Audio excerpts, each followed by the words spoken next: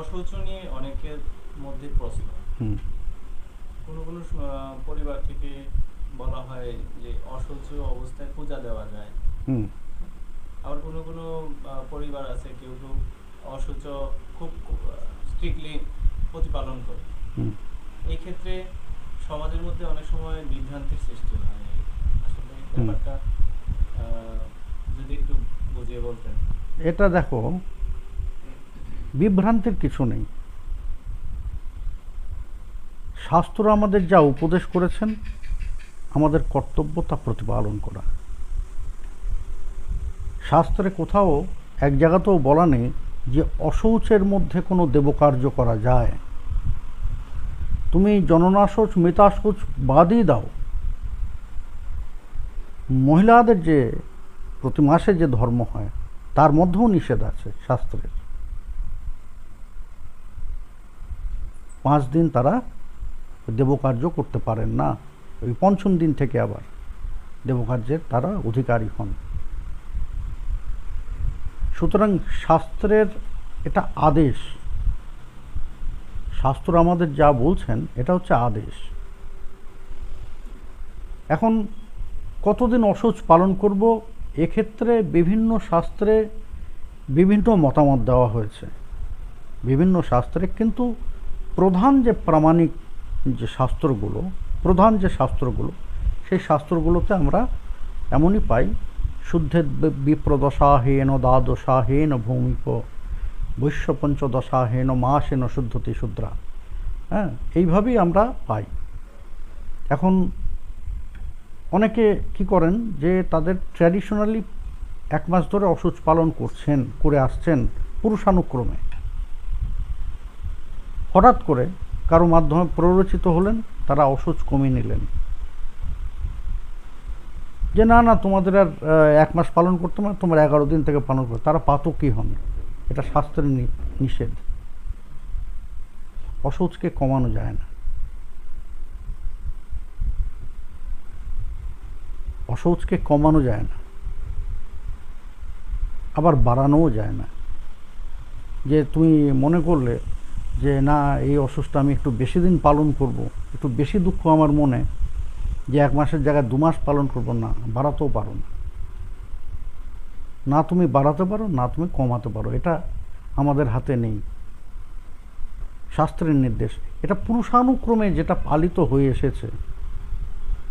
আজকে তুমি যদি 11 দিনে করো, তাহলে তোমায় বলতে হবে যে তোমার দাদু, তার বাবা হয় এরা মূর্খ ছিলেন, অথবা এদের সারাউন্ডিংস যারা ছিল তারা মূর্খ ছিলেন, তাদেরকে সদ উপদেশ দেওয়ার কেউ ছিল না। তাই না? এটাই তো হয়। সুতরাং এটা করা যায় না।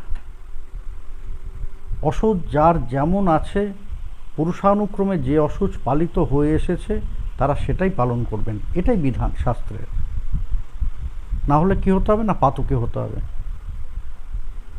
যার জন্য অশৌচ পালন করবেন তিনি কখনো উদ্ধারপ্রাপ্ত হবেন না, তার কখনো গতি হবে না। তবু অশৌচ অবস্থায় কি অন্য গোত্রের কেউ এসে আমাদের মন্দিরে পূজা দিতে পারবে? পারে, অবশ্যই পারে।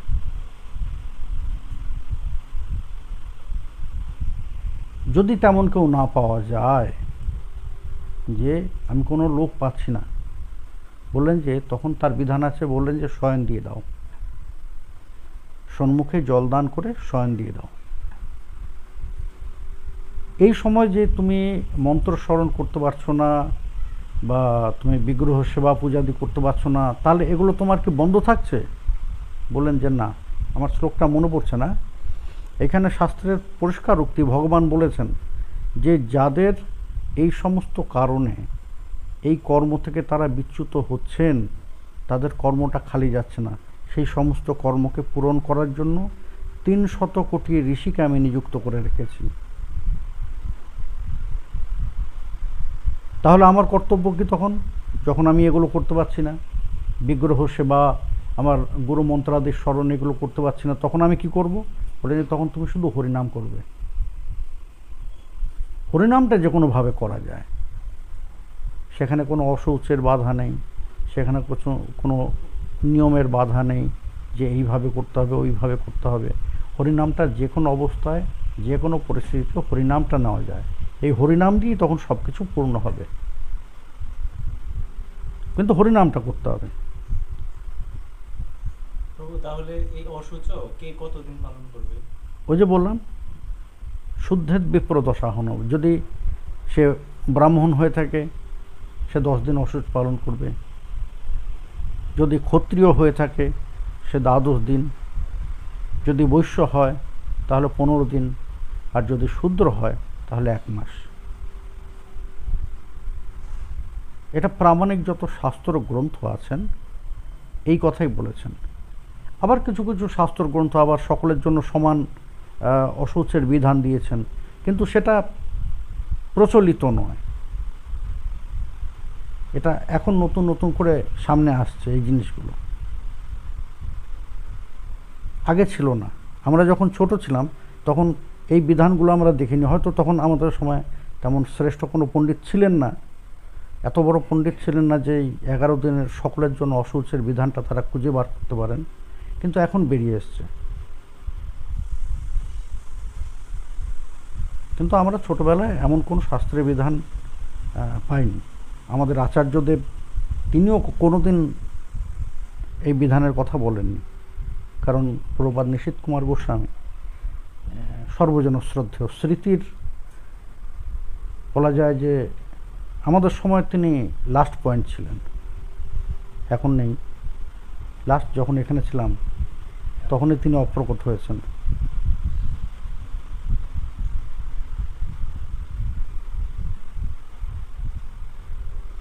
সুতরাং শাস্ত্র যেমনভাবে পালন করেছেন, আর তার থেকেও বড় ব্যাপার হচ্ছে পুরুষানুক্রমে আমরা যে যেটা পালন করে এসেছে এটা দেখতে হবে যে আমার ঠাকুরদা বাপ ঠাকুরদা কতদিন পালন করে এসেছে, আমাকেও সেটাই করা উচিত। আমার সেটা কমানো উচিত নয়। তাহলে এক পিতৃপুরুষদের অমর্যাদা করা হয়, যে বাপ ঠাকুরদা এক পালন করে এসছেন, তাহলে আমি বলছি যে তারা মূর্খ ছিলেন, তাদের অমর্যাদা করা হয়, আর শাস্ত্র বাক্যের অমর্যাদা করা হয়।